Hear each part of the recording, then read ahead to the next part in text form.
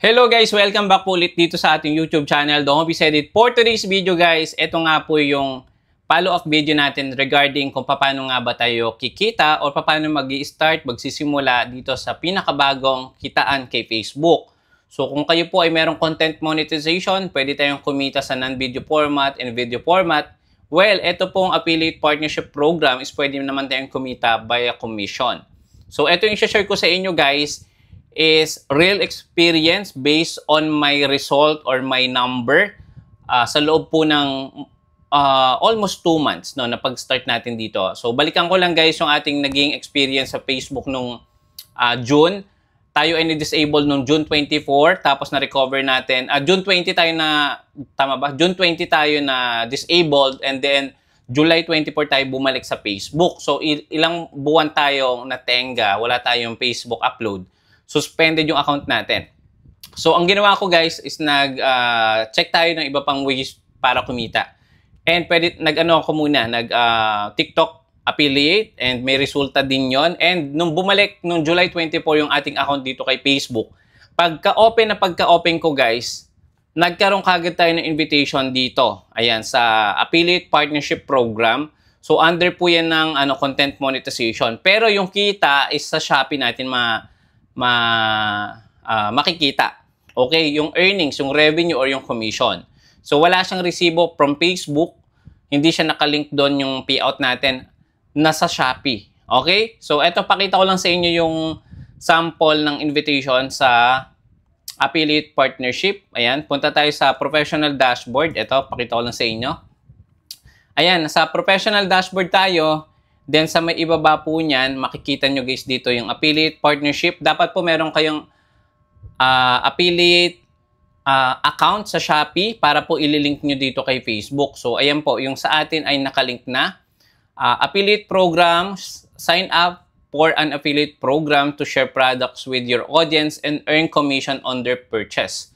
So inalaw nga po ito ni Facebook or nagkaroon sila ng collaboration ni Shopee para po, di ba, siguro makatulong din sa creator na magkaroon pa ng mas malaking kita or revenue.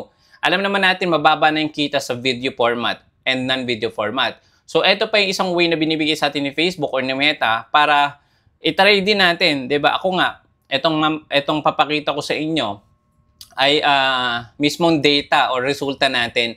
Nung nag-start tayo, nung July, nung bumalik yung ating account, nag-start na kagad tayo dito as affiliate partner ni Shopee and ni Facebook. So, nakalink na yung account ko dito. Make it sure na meron kayong Shopee account and then mag-join kayo sa kanilang affiliate partnership program. Okay? So, ito yung mga products na available na pwede nyo i-promote.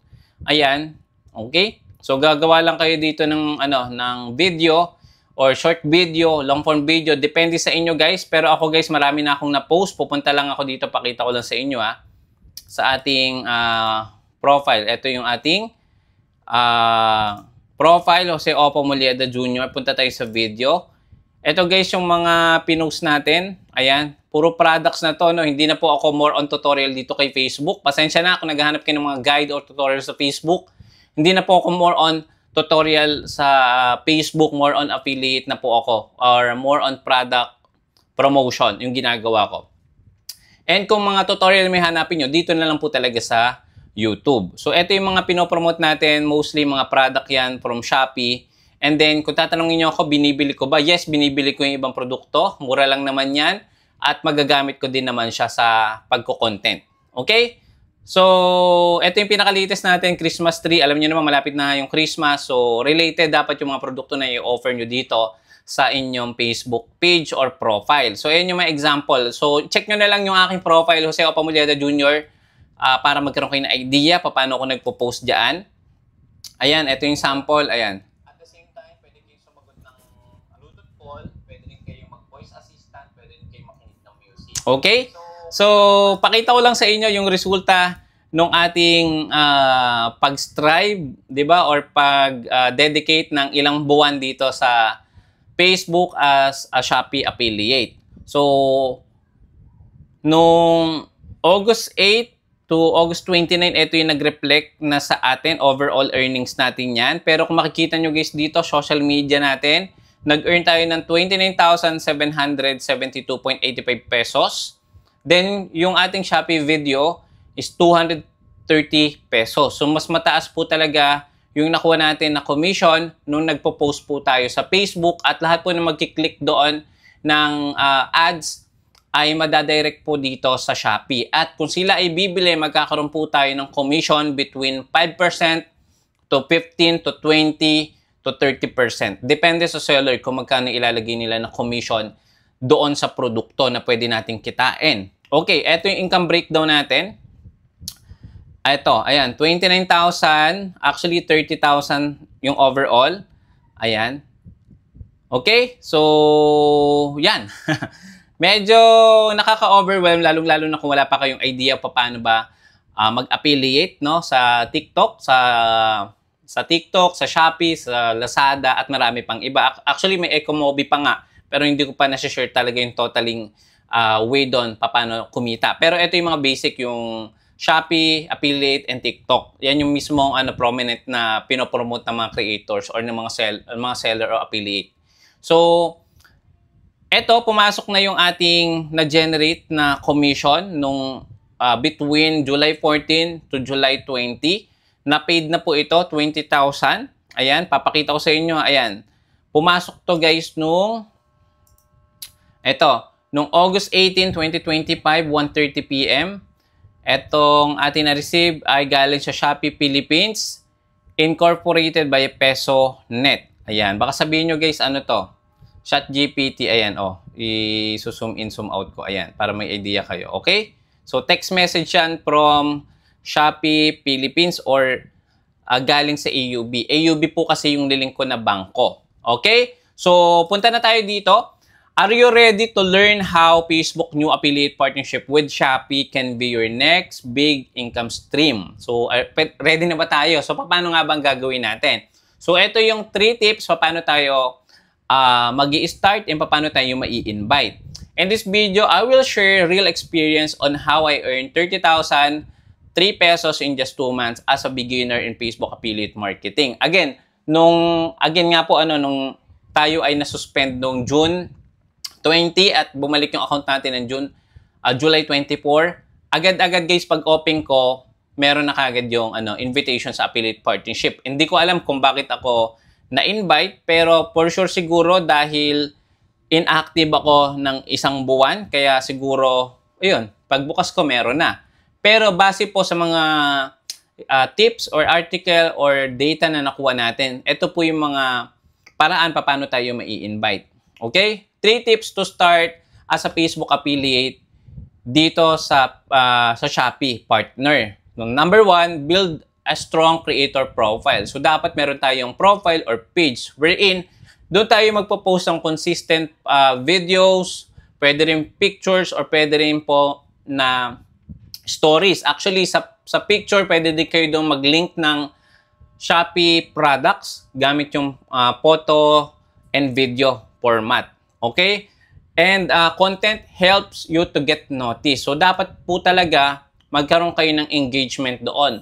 Kung kayo po ay nagpo-promote ng product, ano nga ba yung mga paraan nyo paano kayo makakapag-promote? So, well, usually kapag po tayo ay nagbebenta, so dapat i-share natin ano yung experience natin sa produkto, ano yung maitutulong ng produkto na to sa inyo na mga bibili. So, dapat more on educational, informative content yung masishare natin.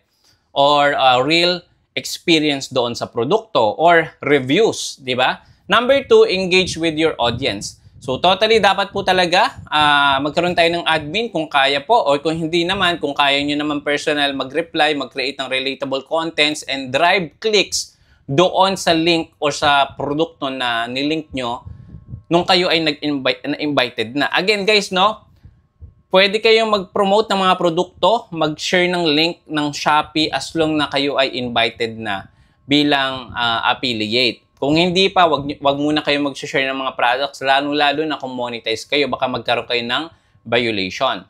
Okay, number 3, apply and wait for the invite. Ayan, Facebook looks for active policy clean creators. So, make sure dapat comply po tayo sa mga polisiya ni Facebook, especially sa mga produkto na i-content natin or sa mga post na pinopost natin. So, dapat talaga walang violation, walang restriction para po ma-invite tayo ng mas mabilis. And pwede rin po tayo guys mag-send ng interest via report. Pwede rin po yan. Or pwede kayong mag-direct sa tawag dito. Kung kayo po ay naka-meta verified batch, pwede kayong mismo dumirect doon sa customer support, di ba? Or pwede kayong mag-email kay Facebook. May mga active email naman yan si Facebook sa monetization. Okay? Ito naman yung 3 tips to get invited ng mas mabilis. Number 1, mag-focus po tayo sa ating followers. Aim for at least 5,000 to look credible. So, dapat po talaga magkaroon tayo ng brand or makilala po muna tayo as a owner ng profile or ng page. Siyempre, kung walang followers yan, for sure, sino yung makakita ng mga pinopromote na mga products or services natin? Siyempre, dapat mag-aim tayo, mag-goal tayo at least 5,000 followers. Sabihin natin, in just 1 month, ang goal ko muna, hindi muna ako magpo-promote ng produkto, mag-share muna ako ng mga valuable content at after nun, siyempre, for sure, magkakaroon niya ng followers at i-aim nyo at least 5,000 followers po.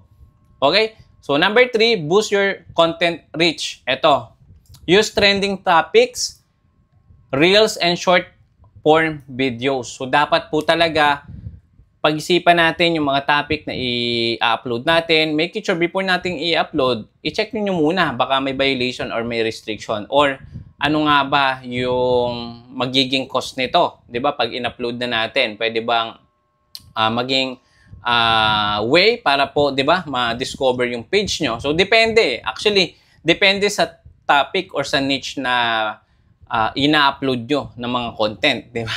So, kayo na po bahala diyan sa inyong mga topic or content kasi kayo naman nakakilala sa mga video and mga photo na ina-upload nyo. So, siguro along the way matututunan naman natin 'to kung paano nga ba natin maitama yung pag-upload ng mga products. So, yun lang. So, kailangan talaga natin, guys, mag-focus sa topic, no? Topic na pwedeng makatulong, kung yan man ay informative, educational, entertainment, depende. As long na merong engagement yan, for sure meron at merong magkiklik ng product link nyo dyan sa inyong video.